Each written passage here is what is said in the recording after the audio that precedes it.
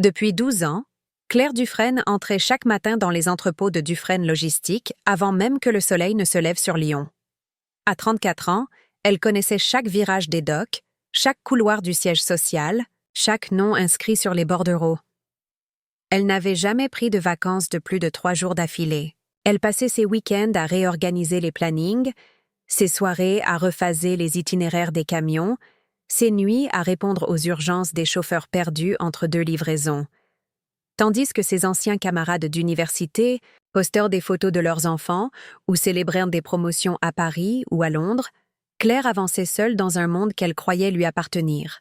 Tout cela n'avait jamais été dit clairement, mais elle avait construit sa vie sur une promesse implicite, cette phrase que son père lui avait glissée un soir de 2012, alors qu'ils chargeaient ensemble un camion bloqué par la grève. « Un jour, tout ça sera à toi. » Elle n'avait jamais eu besoin d'en entendre plus. Fille aînée d'Henri et Madeleine Dufresne, fondateurs de l'entreprise, Claire n'avait jamais douté de sa position naturelle comme future dirigeante. Elle avait commencé en bas de l'échelle, comme tous les employés de confiance. Opératrice logistique à 22 ans, planificatrice à 25, responsable des flux à 28, bras droit de la direction à 30. Elle ne possédait aucun titre officiel, mais tout le monde dans l'entreprise savait que c'était elle qui tenait les rênes, que sans elle, la Dufresne Logistique aurait tangué plus d'une fois. Elle avait appris à commander sans élever la voix, à résoudre des conflits en 3 phrases, à prendre des décisions vitales sous pression sans jamais trembler. Elle s'était forgée dans le silence, dans la constance, dans l'effacement. Claire n'avait pas de mari, pas d'enfant, peu d'amis. Elle s'était rendue indispensable. Chaque succès de l'entreprise lui semblait être un pas de plus vers cette reconnaissance attendue, ce jour où ses parents lui diraient « C'est à toi maintenant ». Ce jour n'était jamais venu, mais Claire ne désespérait pas. Elle pensait que cela viendrait bientôt, peut-être cette année. Ce soir-là, elle rentrait chez elle, comme souvent, après 23 heures, un reste de sandwich dans le sac et les dossiers encore chauds sous le bras.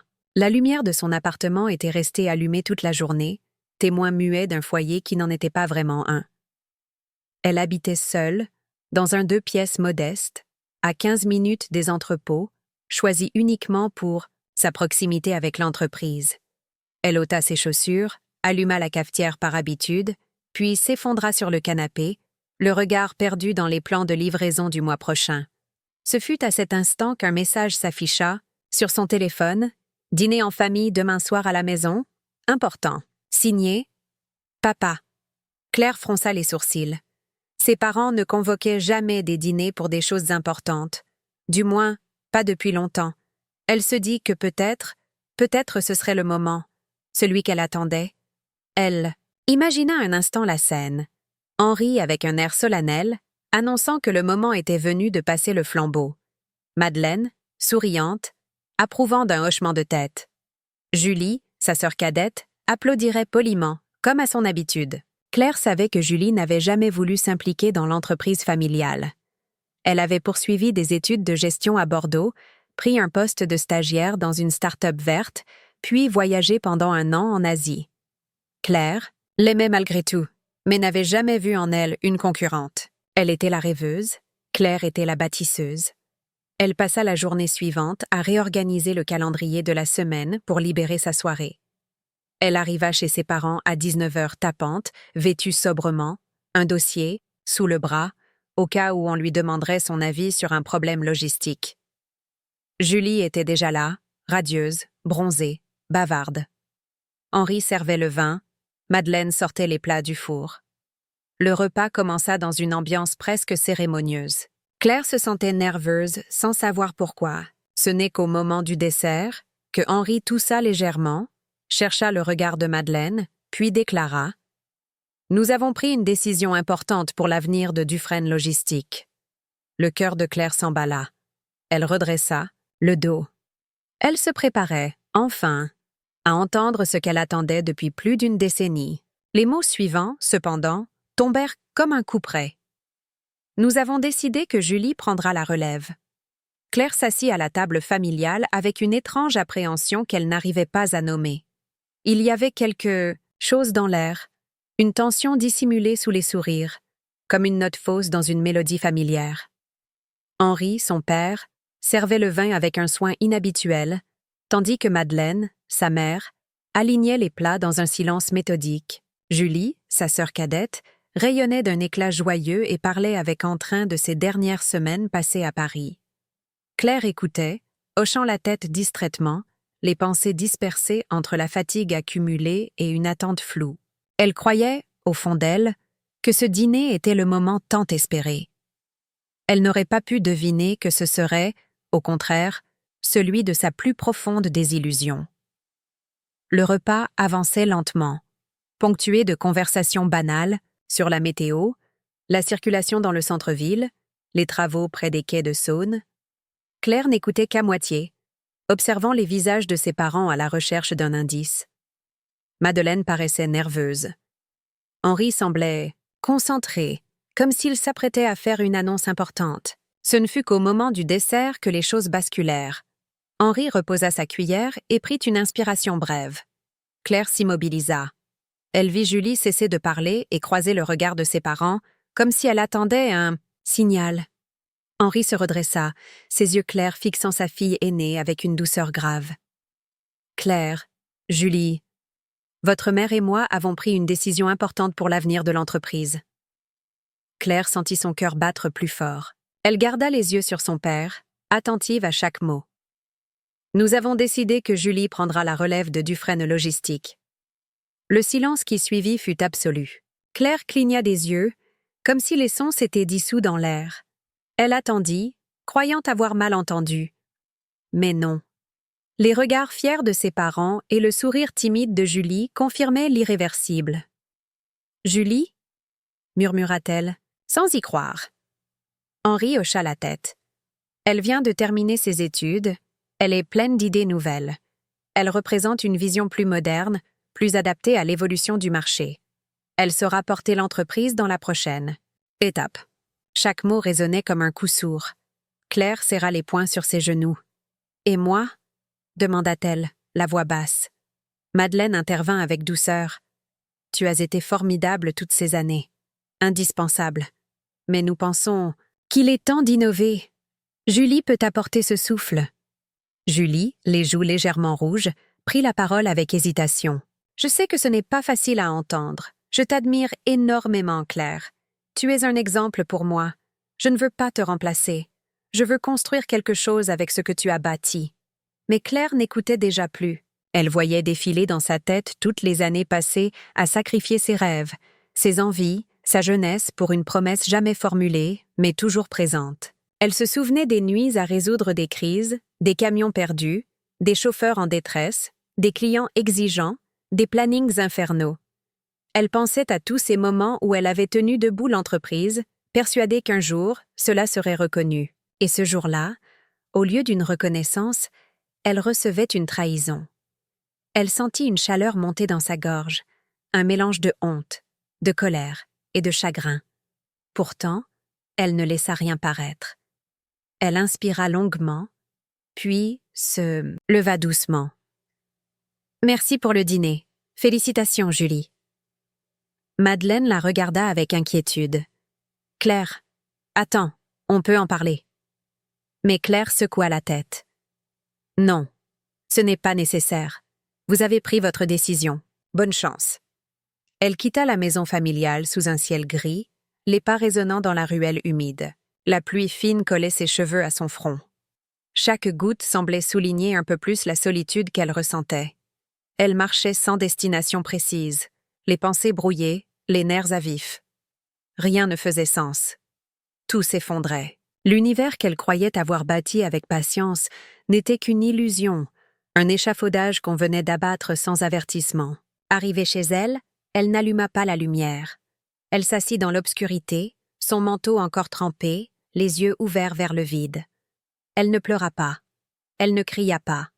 Elle resta là, immobile, comme si son corps refusait de bouger avant de comprendre ce qui venait de se passer. Le lendemain matin, pour la première fois en 12 années de dévouement, Claire Dufresne ne se présenta pas aux entrepôts de Dufresne Logistique. Aucun message, aucun appel, aucun mot d'excuse. Son absence ne fut pas tout de suite remarquée. Les premiers à arriver pensèrent qu'elle était en déplacement ou prise dans une réunion extérieure. Mais à mesure que les heures passaient, l'inquiétude montait. Claire n'était jamais absente sans prévenir. Jamais. À 10 heures, sa boîte mail demeurait muette. À midi, les messages sur son téléphone restaient sans réponse. À 14 heures, on tenta d'ouvrir son bureau. La porte était fermée à clé, chose rarissime. Une secrétaire proposa d'appeler Henri. Mais personne n'osa franchir cette ligne invisible. Dans le silence, une onde subtile traversait les murs. L'équipe savait. Sans même connaître les détails, tous pressentaient qu'un bouleversement venait d'avoir lieu. Claire faisait partie des fondations de l'entreprise. Son absence n'était pas anodine. Elle était une faille. Julie, fraîchement arrivée avec son badge flambant neuf, tenta de maintenir l'illusion de normalité. Elle organisa une réunion d'équipe dans la salle principale.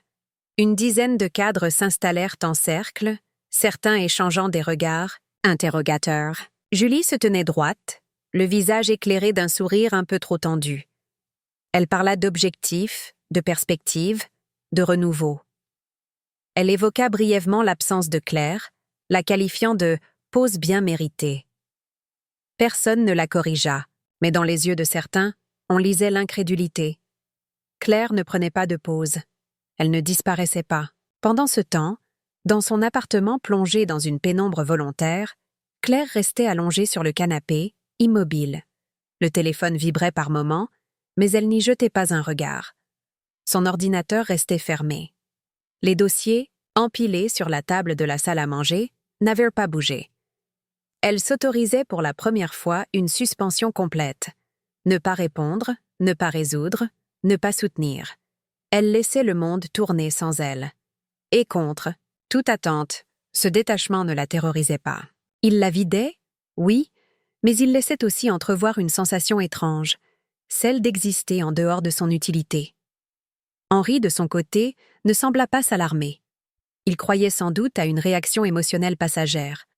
Madeleine, elle, restait silencieuse. Julie, en revanche, commençait à sentir le poids de l'absence. Elle avait hérité d'un bureau, d'un titre, de responsabilités, mais sans le socle que représentait Claire, tout semblait vaciller. Les décisions les plus simples se compliquaient. Les chauffeurs demandaient des validations qu'elle ne comprenait pas, les clients exigeaient des réponses qu'elle ne pouvait formuler, les partenaires hésitaient à lui accorder leur confiance. Et Claire, au milieu de ce tumulte muet, restait dans son cocon. Elle ne mangeait presque pas. Elle dormait à peine. Elle se contentait d'exister, dans un état de retrait absolu. Elle écoutait parfois la radio, un fond sonore pour ne pas sombrer dans le silence total. Mais le plus souvent, elle observait le plafond, comme si chaque fissure racontait une version parallèle de sa vie. Une version où elle aurait été choisie, où sa fidélité aurait été récompensée, où l'injustice n'aurait pas eu lieu. Au 3e jour, une collaboratrice de longue date, Nadine, osa lui envoyer un message personnel. Un simple « Tu vas bien ?» Claire le lut. Elle ne répondit pas. Mais elle sourit. Faiblement. Pour la première fois depuis le dîner. Ce message, anodin en apparence, lui rappela qu'au-delà de la famille et des titres, il existait des liens sincères, tissés au fil des années, indépendamment des structures de pouvoir. Le 4e jour, personne n'osa la contacter. Le 5e, Julie tenta de la joindre à plusieurs reprises, sans succès. Le 6e, Madeleine appela, à son tour. Claire laissa sonner, sans décrocher. Elle ne ressentait ni colère, ni revanche. Seulement une nécessité impérieuse. Se recentrer, se détacher de tout ce qui l'avait défini jusqu'à présent. Le 7e jour, enfin, son téléphone sonna une dernière fois, longuement. Le nom papa s'affichait à l'écran. Claire le fixa longuement. Puis, sans réfléchir, elle le posa face contre table. Elle n'était plus celle qui réagissait immédiatement. Elle ne l'était plus, pour l'instant. Peut-être plus jamais. Dès le 8e jour d'absence de Claire, la Dufresne Logistique commença à montrer ses premières failles visibles. Jusqu'ici, les rouages tenaient encore grâce à l'inertie des routines mises en place par Claire. des processus si solidement ancrés qu'ils semblaient fonctionner seuls. Mais cette illusion d'autonomie ne dura pas. Très vite, la structure entière révéla sa dépendance profonde à celle qui, silencieusement, avait tout orchestré pendant plus d'une décennie. Les plannings, d'abord, devinrent confus. Les horaires de chargement n'étaient plus respectés à la minute, ce qui désorganisait les départs de camions. Des marchandises prêtes à partir restaient en attente faute de confirmation logistique. Les chauffeurs, habitués à recevoir des instructions claires, commencèrent à appeler le standard à répétition. On charge à quelle heure à Villeurbanne? On passe par Valence ou par Grenoble? Les réponses tardaient, ou pire, étaient erronées. Julie tentait de suivre. Elle passait de réunion en réunion, découvrait des termes qu'elle ne maîtrisait pas, relisait des rapports qu'elle ne comprenait qu'à moitié. Elle croyait pouvoir gérer. Après tout, elle avait été bonne élève, diplômée d'une école de commerce réputée. Mais entre les théories de management et la réalité du terrain, l'écart était brutal. Elle souriait, prenait des notes, parlait de restructuration, de vision d'avenir, mais le personnel sur le terrain restait sceptique. Il ne voyait que des retards, des erreurs, et surtout une direction absente là où, autrefois, une figure ferme et compétente leur répondait immédiatement.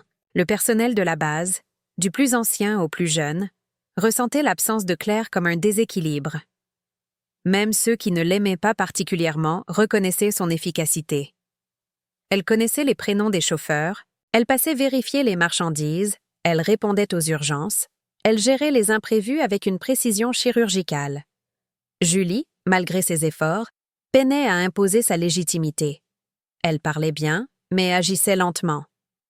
Et, dans un entrepôt, les mots n'ont pas beaucoup de poids face au délai. Les partenaires externes commencèrent également à réagir. Certains appels restaient sans réponse. Des promesses de livraison n'étaient pas tenues. Un des sous-traitants majeurs signala un problème de double facturation. Un autre, basé à Lille, se plaignit que son camion était reparti à vide, faute d'organisation. Julie tenta d'éteindre les incendies à coups de mails urgents et de coups de téléphone tardifs, mais son stress croissant l'empêchait de garder la tête froide. Henri, dans son bureau du dernier étage, observait tout cela avec une inquiétude grandissante. Il voulait croire que tout cela n'était qu'une phase d'adaptation, que Julie finirait par prendre le rythme, que l'entreprise s'adapterait à sa nouvelle direction. Mais les premiers signes de désorganisation s'accumulaient, et derrière chaque problème non résolu, il percevait l'ombre silencieuse de Claire. Il n'en parlait pas. Il ne voulait pas céder à la panique. Pas encore. Madeleine, elle, restait en retrait. Elle observait sa fille cadette se débattre et parfois, en silence, songeait à l'aînée.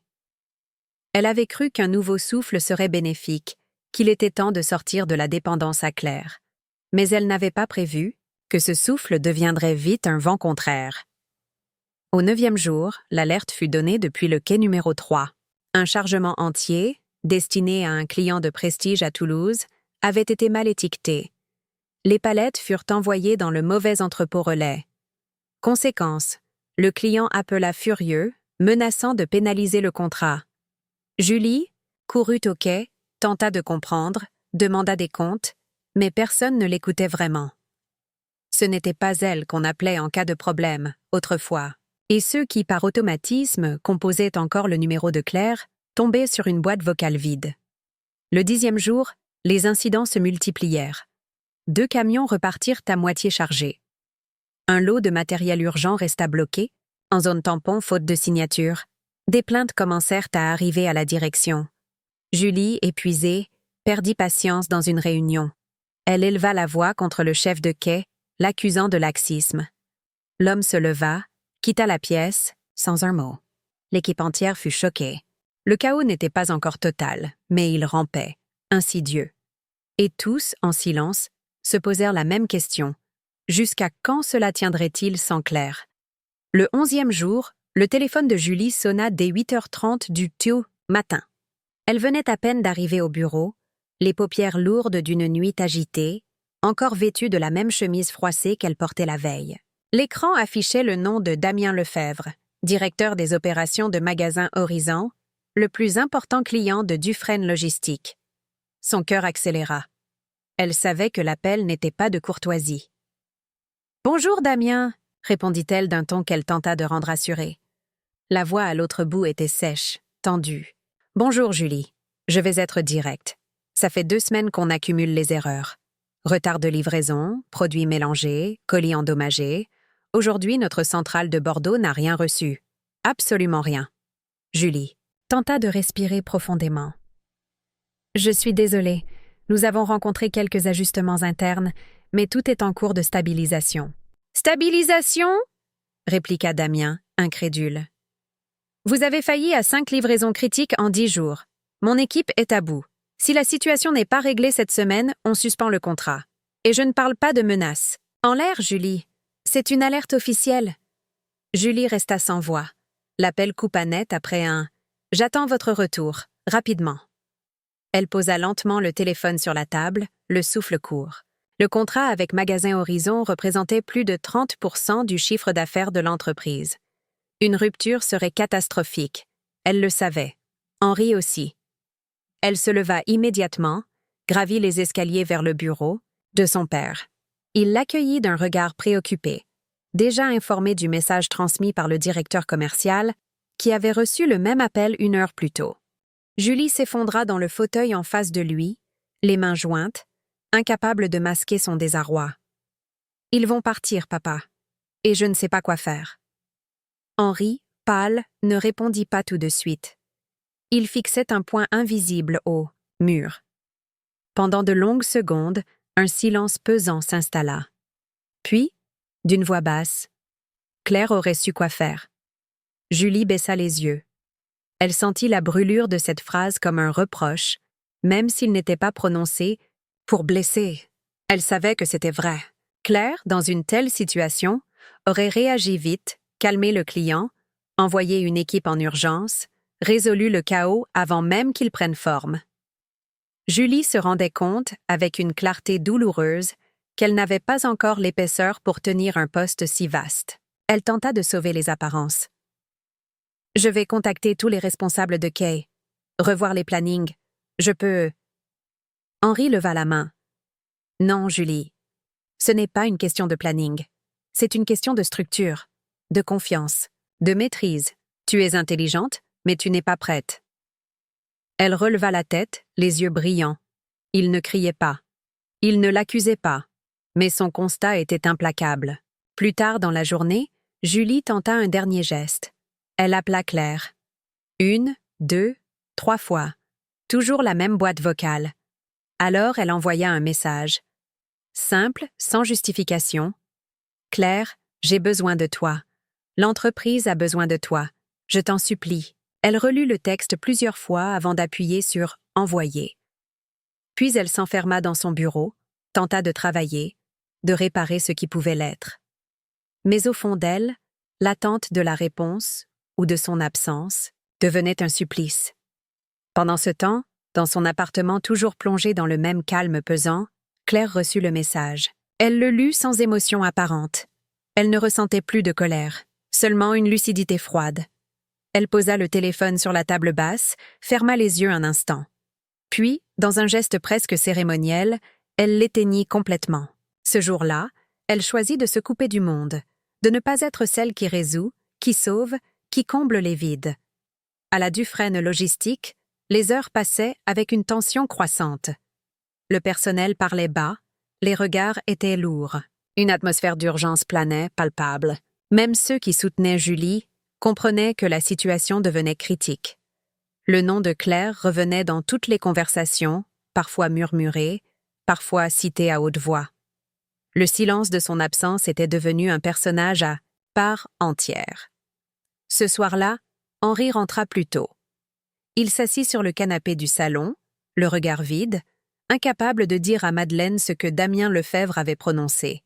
« Si on ne règle pas ça maintenant, on vous raye de notre liste. » Définitivement. Au 12e jour sans Claire, le couperet tomba. Le contrat avec Magasin Horizon, après 2 semaines d'échecs accumulés, fut officiellement suspendu. Un courrier électronique, concis et formel, signé par Damien Lefebvre, lui-même, arriva dans la boîte de réception de la direction à 9 heures précises du matin. Il y était mentionné que, conformément à la clause 14.2 du contrat, la relation commerciale serait interrompue pour une durée indéterminée en raison de manquements graves aux engagements logistiques. Julie, en lisant ces mots, sentit ses jambes céder. Elle s'assit à même le sol de son bureau, le courrier encore ouvert sur l'écran. C'était fini. Et c'était de sa responsabilité.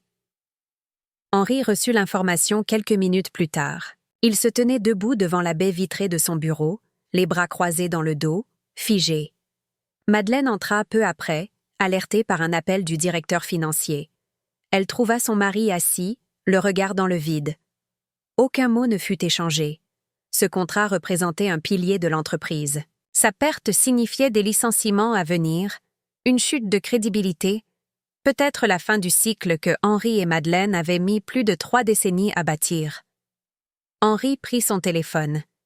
Il chercha un nom, celui qu'il avait longtemps considéré comme une certitude. Claire. Il hésita. Le numéro n'avait pas changé.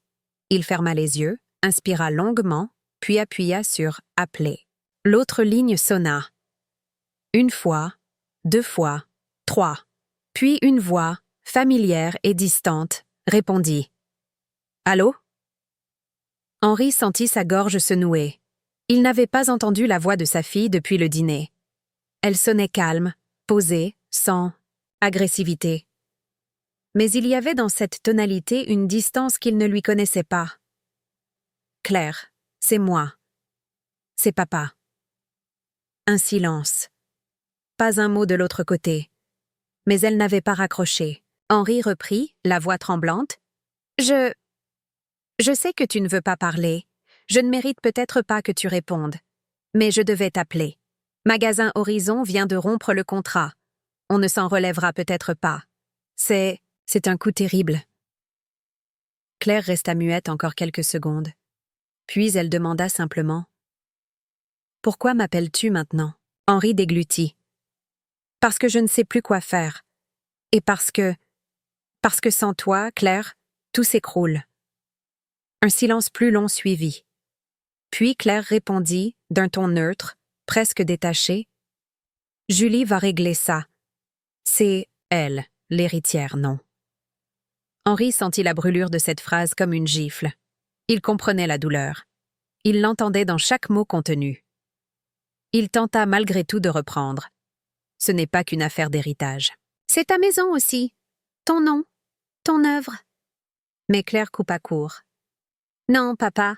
C'était votre maison. C'était votre choix. Et vous l'avez fait. Bonne chance. Elle raccrocha. Henri resta immobile, le téléphone contre l'oreille, même après le bip final. Puis, il baissa lentement le bras, la main tremblante. Il sentit l'humiliation, le regret et surtout le poids de sa propre erreur. Julie, informée de la conversation, n'eut pas de réaction immédiate. Elle resta de longues minutes dans la salle de réunion vide, les yeux fixés sur le tableau où, quelques jours plus tôt, elle avait inscrit les objectifs du trimestre. Tout était désormais caduc. Elle avait échoué. Non pas parce qu'elle manquait de volonté, mais parce qu'elle avait accepté une mission qu'elle ne comprenait pas encore. Elle comprenait maintenant que l'expérience ne se décrétait pas. Elle se construisait. Madeleine, de son côté, prit une décision. Elle se rendit chez Claire sans prévenir. Elle sonna. 1 fois, 2 fois. Rien. Elle colla son front contre la porte, les yeux fermés. Elle ne pleurait pas, mais chaque respiration lui demandait un effort. Elle resta là, 5 minutes entières, comme une mère cherchant à transmettre un message que les mots ne portèrent plus. Puis elle partit, sans mots, sans insister. Elle comprenait, elle aussi, que le lien avait été rompu. Pas définitivement, peut-être, mais pour le moment, il ne restait que le silence. Et dans cet espace vide, Claire existait enfin pour elle-même. Sans rôle à remplir, sans devoir à accomplir. Le téléphone était éteint, les rideaux tirés, et pour la première fois depuis longtemps, elle respira sans avoir à porter le poids d'un monde qu'elle n'avait pas choisi, mais qu'on lui avait imposé. Les jours suivants furent marqués par un vide étrange, presque solennel. Après la rupture du contrat avec Magasins Horizon, la Dufresne Logistique plongea dans une forme d'attente silencieuse, comme si tout le monde, de la direction au chauffeur, retenait son souffle. L'absence de Claire n'était plus une anomalie passagère. Elle s'imposait désormais comme une fracture définitive. Julie se leva chaque matin avec une boule dans la gorge. Elle arrivait tôt, repartait tard, s'efforçait de restaurer un semblant d'ordre. Mais plus elle tentait de réparer les dégâts, plus elle comprenait à quel point l'entreprise avait été façonnée à l'image de sa sœur. Les dossiers qu'elle ouvrait portaient la marque de Claire. Annotations précises, solutions anticipées, stratégies réfléchies à l'avance. Chaque recoin de la société portait l'empreinte invisible de son travail. Et en son absence, tout semblait bancal, comme un édifice privé de ses fondations. Julie écrivit plusieurs messages à Claire. Elle les rédigeait lentement, avec soin. Certains étaient longs, d'autres réduits à une seule phrase. Aucun ne reçut de réponse. Elle tenta un appel, 2, puis renonça. Elle ne savait plus comment parler à sa sœur, ni même si elle en avait encore le droit. Madeleine, quant à elle, fut plus insistante. Un matin, elle revint chez Claire, cette fois avec un panier de viennoiseries, comme autrefois. Elle frappa, doucement, attacha une note sur la poignée de la porte. « Je ne viens pas pour parler, juste pour dire que je t'aime. Maman. » Puis elle s'éloigna sans attendre. Elle ne voulait plus forcer l'ouverture d'un cœur blessé. Mais elle espérait qu'à force de douceur, quelque chose finirait par se fissurer dans ce mur de silence. À l'intérieur, Claire avait bien entendu les pas, les coups discrets. Elle avait lu les messages, elle avait vu la note, mais elle restait figée dans une forme de retrait profond. Elle n'était pas en colère. Elle n'attendait plus de réparation. Elle savourait, d'une certaine manière, cette invisibilité retrouvée. Chaque tentative de contact soulignait l'inverse exact de tout ce qu'elle avait vécu jusque-là. Pour la première fois, elle n'était pas celle qui venait à la rescousse, qui prenait les coups, qui encaissait en silence. Elle n'était plus la solution. Et cela lui semblait juste. Les employés de Dufresne Logistique parlaient désormais d'elle au passé. Quand Claire était là, Claire aurait fait comme ça. Jean-Luc, le plus ancien des chefs de quai, secouait parfois la tête avec lassitude. Personne ne sait ce qu'on fait maintenant. On suit des consignes, mais on ne comprend pas pourquoi. Ce murmure sourd, ce manque de direction véritable, devenait le refrain quotidien. Le directeur des ressources humaines rapporta à Henri que le moral des équipes était en chute libre. Les chauffeurs s'agitaient, les responsables logistiques commençaient à envisager des départs. Certains fournisseurs exigeaient désormais des garanties écrites. Le nom de Claire revenait sur toutes les lèvres, même parmi ceux qui autrefois contestaient sa discrétion autoritaire. Son absence, à force de durer, prenait la forme d'une légende silencieuse. Henri, de plus en plus replié dans son bureau, relisait les anciens rapports de sa fille. Il comprenait maintenant ce qu'il avait refusé de voir pendant des années. Elle n'était pas seulement une exécutante. Elle était le pilier de l'édifice. Il se souvenait de ses retours à la maison tard le soir, de ses mails envoyés à minuit, de son silence constant, de son regard vigilant sur chaque détail. Elle n'avait jamais demandé. Elle avait seulement donné. Et lui, par aveuglement ou par peur, n'avait jamais posé la main sur son épaule pour lui dire merci. Un soir, dans un accès de lucidité douloureuse, Henri rassembla la famille. Madeleine, Julie et lui s'assirent à la même table que celle du dîner de l'annonce. Cette fois, le ton était grave, sans illusion. « Nous avons perdu Claire », dit-il simplement. Pas comme employée, comme fille. Julie baissa les yeux. Madeleine serra sa main. Personne ne parla pendant plusieurs minutes.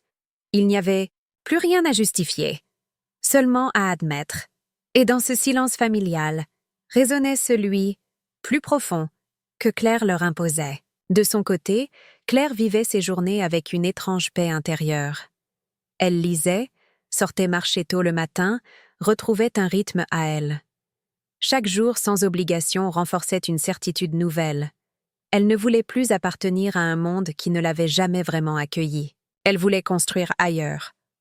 Ailleurs, mais pas par revanche, par nécessité de vérité. Elle se devait, enfin, d'exister en tant qu'elle-même.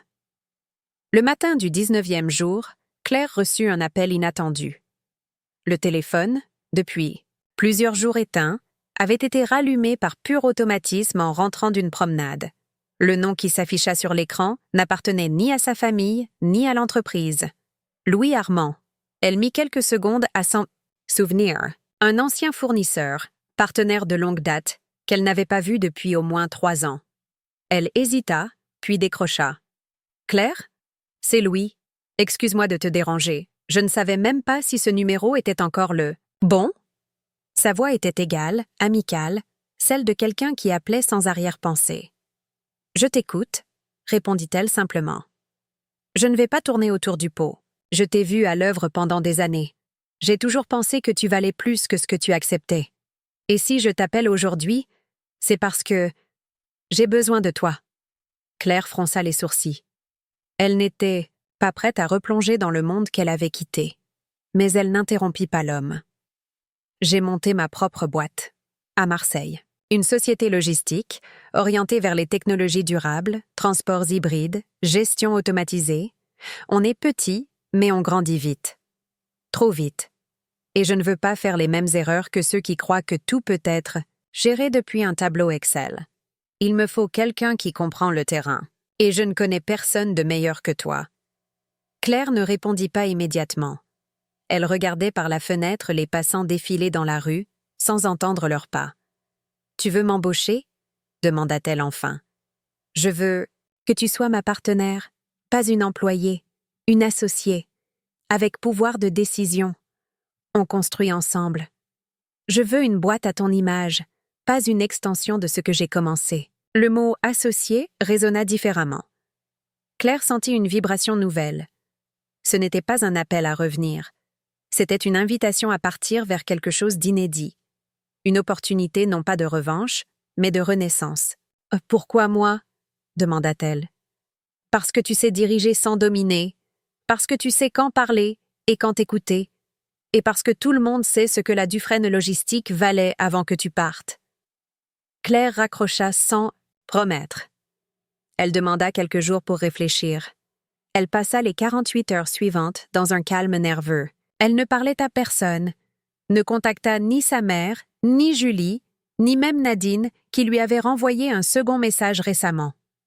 Elle se replongea dans ses anciennes notes, ses projets avortés, ses idées étouffées par une direction familiale figée dans le passé. Elle comprit que le manque qu'elle ressentait n'était pas celui de l'entreprise, mais de sa propre voix. Le 3e jour, elle prit un train pour Marseille. Elle n'annonça rien à personne. À son arrivée, Louis l'attendait devant un petit entrepôt moderne, flanqué de panneaux solaires et d'un logo encore fraîchement peint. Il la conduisit à travers les installations. Tout était nouveau, imparfait, mais animé d'une énergie authentique. Les équipes étaient jeunes, motivées, parfois maladroites, mais enthousiastes. Il y avait du désordre, mais aussi de la place. De la place pour faire, pour créer, pour décider. Louis lui montra une pièce vide au fond du bâtiment. « Ce serait ton espace. Tu peux en faire ce que tu veux. » Claire se retourna vers lui, mesurant à quel point cette proposition était différente de tout ce qu'on lui avait offert jusque-là. Ce n'était pas une récompense. C'était une reconnaissance. Elle demanda une nuit pour y réfléchir. Elle dormit peu, mais profondément. Au petit matin, elle envoya sa réponse par un message court. « D'accord. On commence quand ?» Louis répondit. « Aujourd'hui si tu veux. » Claire sourit, non pas d'un sourire de triomphe, mais de soulagement. Elle n'allait pas revenir. Elle allait aller vers. De retour à Lyon quelques jours plus tard, elle passa devant les anciens bureaux de Dufresne Logistique sans s'arrêter. Elle les observa de loin, debout sur le trottoir opposé.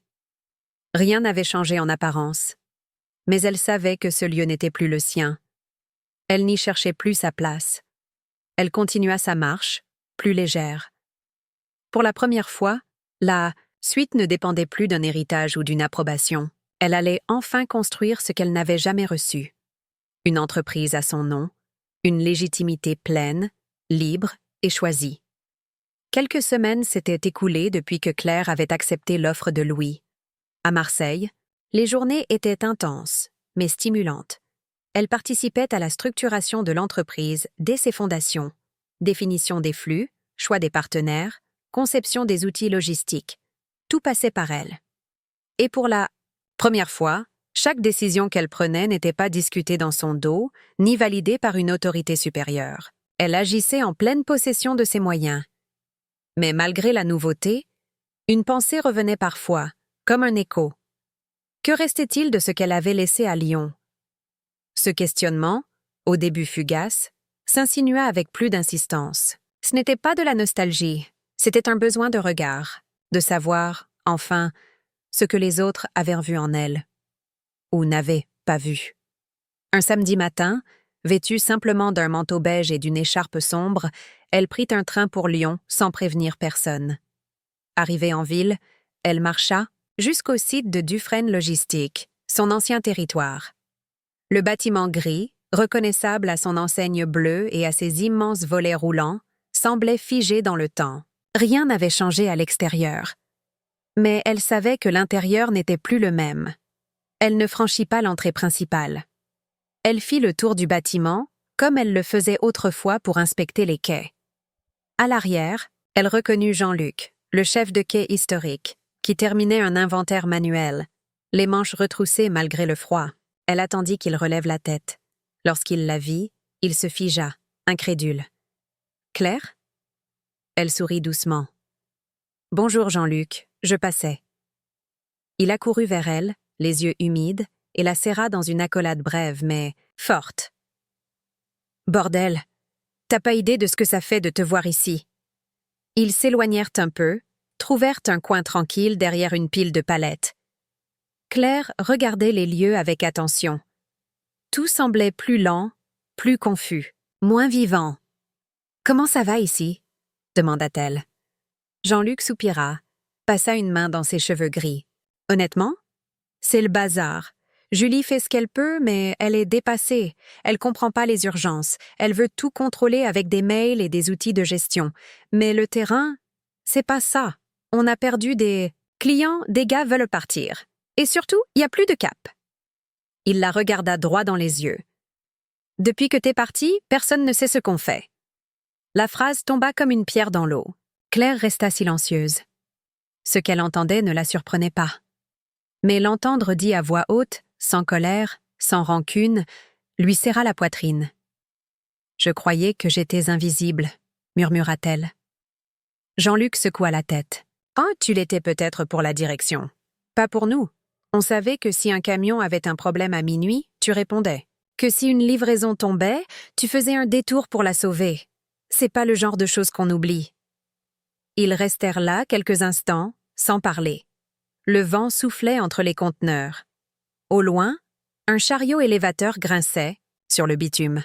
« Tu comptes revenir ?» demanda-t-il enfin. Claire sourit. Cette fois, un vrai sourire. Délivré. « Non, j'ai autre chose. À Marseille. Quelque chose de nouveau. » Il acquiesça, respectueux. « Alors bonne chance. Et merci pour tout ce que t'as fait, même si on te l'a jamais dit. » Elle serra sa main, puis s'éloigna, reprenant le chemin inverse. Elle ne regarda pas en arrière. Dans le train du retour, elle relut mentalement la phrase de Jean-Luc. « Depuis que t'es parti, personne ne sait ce qu'on fait. » Ce n'était pas une victoire, ce n'était pas une revanche, c'était une reconnaissance. Tardive, mais sincère. Et cela lui suffisait. Le jour de la convocation arriva sans annonce préalable. Un courrier, envoyé par Henri, avait été glissé sous la porte de Claire 2 jours auparavant. Aucun appel, aucun message numérique. Une simple enveloppe, signée à la main. Réunion de famille, urgente, dimanche, 18h. Claire avait posé le papier sur la table sans l'ouvrir immédiatement. Mais dès qu'elle reconnut l'écriture ferme et penchée de son père, elle sut. Ce n'était pas une invitation. C'était une tentative de dernier recours. Elle hésita. Longtemps. Mais une forme de nécessité, presque froide, l'incita à accepter. Non pas par obligation ou désir de réparation, mais parce que certaines vérités devaient être dites en face, pour qu'aucun doute ne subsiste jamais. Ce dimanche-là, elle arriva à l'heure exacte. Pas une minute en avance. Pas une minute de retard. La maison de ses parents, inchangée, se découpait dans la lumière dorée de fin de journée. À l'intérieur, tout semblait figé, comme si le temps avait retenu son souffle depuis son départ. Henri, Madeleine et Julie l'attendirent dans le salon. Personne ne parlait. Claire s'assit, les mains posées sur ses genoux, droite, le regard clair. Henri fut le premier à prendre la parole. « Merci d'être venu. » Claire ne répondit pas. Elle attendait. Julie lança un regard vers sa mère, puis fixa sa sœur. On a fait une erreur. Une erreur énorme. Claire haussa légèrement un sourcil, comme pour dire « Vous croyez ?» Henri reprit. « Nous avons pris une décision sans te consulter, sans te respecter. J'ai cru que ce serait plus simple, que Julie apporterait quelque chose de nouveau, mais j'ai été aveugle. » Claire inspira profondément. Elle ne voulait pas fuir ce moment. Elle voulait que chaque mot compte. Ce n'est pas seulement une question de décision. C'est une question de trahison. Vous m'avez utilisé pendant 12 ans. J'ai donné ma vie à cette entreprise. Pas par devoir, mais par loyauté. Et quand le moment est venu, vous m'avez effacé comme si je n'avais jamais existé. Madeleine ouvrit la bouche, mais aucun son n'en sortit. Les larmes montaient déjà à ses yeux. Claire continua, d'une voix calme mais ferme. Vous m'avez regardé me sacrifier. Vous m'avez vu couvrir vos erreurs, prendre vos responsabilités. Et jamais, jamais vous n'avez pensé que je méritais plus qu'un silence. Julie se redressa, les yeux brillants. Je n'ai pas compris ce que j'acceptais. Je croyais que ce serait temporaire. Je pensais que tu reviendrais, que tu serais là pour m'aider. Mais j'ai découvert ce que c'était que de tomber seule, et c'est la chose la plus violente que j'ai vécue. Claire la regarda longuement. Pour la première fois, elle vit dans les yeux de sa sœur une forme de vérité brute, dénuée d'arrogance. Une jeune femme perdue, dépassée, prise au piège d'un rôle qu'on lui avait confié sans préparation.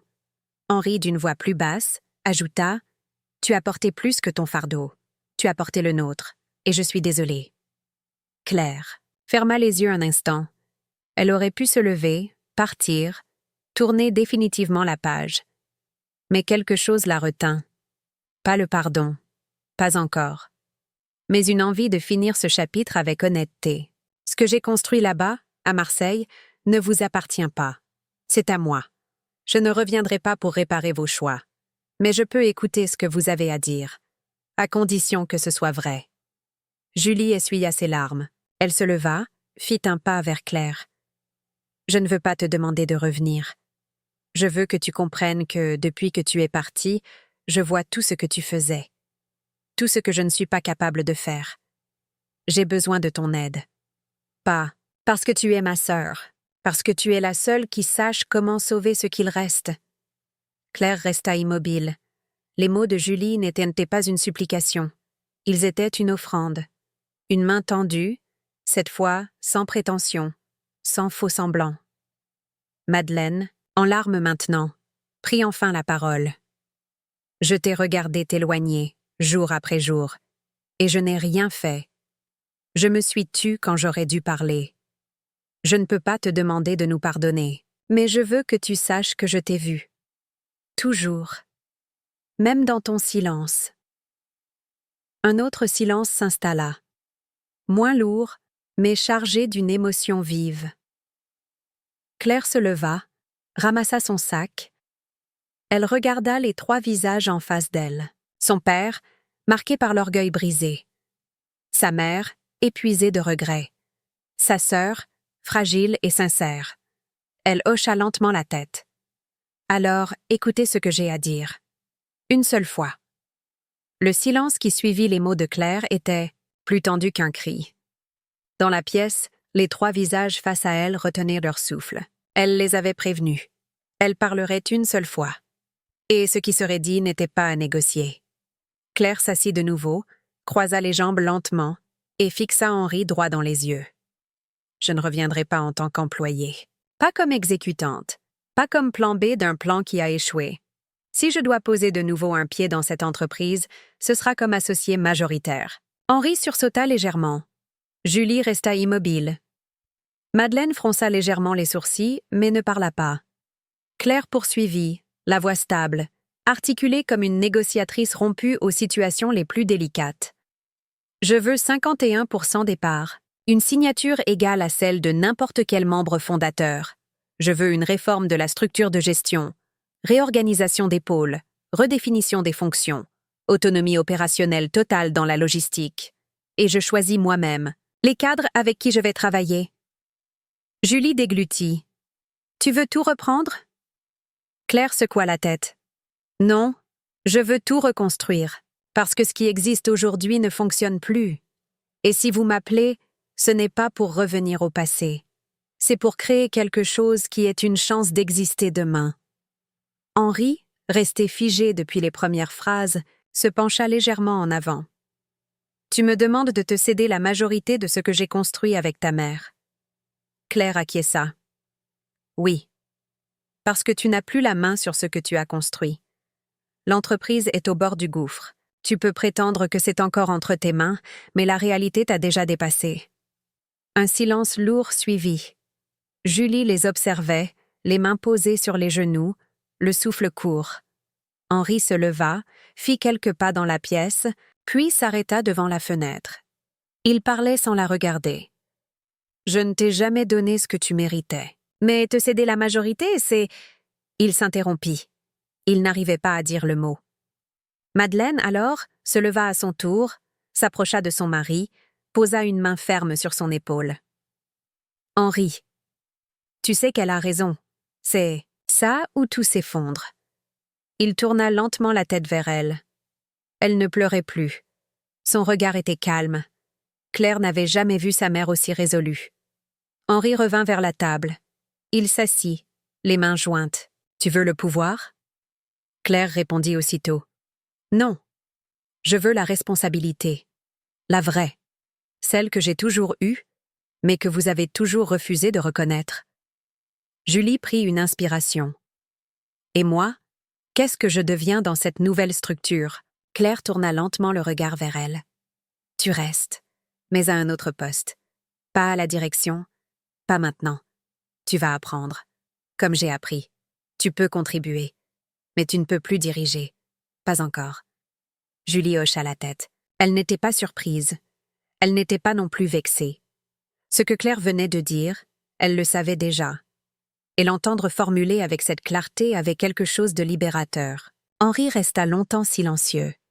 Puis il leva lentement les yeux vers sa fille. « Très bien. Tu auras ce que tu demandes, à une condition. » Claire attendit. « Tu ne fais pas ça pour nous. Tu le fais pour toi. Sinon, tu vas te détruire. Encore une fois. » Elle soutint son regard. « Je fais ça parce que je ne veux plus subir. Je fais ça parce que je veux enfin construire quelque chose à ma façon. Si vous me donnez les clés, je prends la route. Mais je ne me retourne plus. » Henri se leva et lui tendit la main. Claire hésita une fraction de seconde, puis la serra. Un geste simple, mais lourd de sens. Madeleine sourit, un sourire fragile, mais sincère. Julie se leva également, fit le tour de la table et prit sa sœur dans ses bras. Un geste timide, incertain, mais que Claire ne repoussa pas. Cette nuit-là, elle ne dormit pas. Pas à cause de l'angoisse, mais à cause de l'adrénaline. Elle venait d'obtenir, en 1 heure, ce qu'on lui avait refusé pendant 12 années. Non pas en demandant, mais en imposant des conditions claires, nettes, inévitables. Le lendemain, elle se leva tôt. Elle prit un cahier neuf, une feuille blanche, et elle écrivit les premiers mots de la nouvelle structure qu'elle allait mettre en place. Plus que la direction d'une entreprise, elle préparait la refondation de sa propre histoire. Les premiers jours du retour de Claire à la Dufresne, logistique ne ressemblèrent en rien à un retour triomphal. Il n'y eut pas de discours, pas de réunion de bienvenue. Elle arriva un lundi matin, discrète comme toujours, mais cette fois avec une posture différente. Elle n'était plus une figure de soutien. Elle était désormais à la tête. Officiellement. L'accord de cession signé, les nouvelles parts transférées, les rôles redéfinis. Elle n'était plus l'ombre derrière les décisions. Elle était la décision. La première chose qu'elle fit fut de convoquer une réunion restreinte avec les chefs de secteur. Jean-Luc, bien sûr, était là, mais aussi Nadine, le directeur financier, 2 superviseurs d'exploitation et Julie. Henri et Madeleine ne furent pas conviés. Non par hostilité, mais par nécessité. La reconstruction devait commencer sans l'ombre du passé. Claire se présenta sans fiche, sans présentation PowerPoint. Elle parla debout, les mains jointes, la voix posée. « Je ne suis pas ici pour corriger le passé. Je suis ici pour construire l'avenir. » Elle détailla ensuite la nouvelle structure. Les responsabilités seraient partagées, mais les décisions stratégiques passeraient par une cellule réduite de direction. Elle-même superviserait directement la logistique, le cœur de métier. Julie, de son côté, prendrait en charge un nouveau pôle, développement de projets, partenariats et innovation. Un poste sans pouvoir exécutif immédiat, mais avec une large marge d'exploration. Certains furent surpris, d'autres soulagés.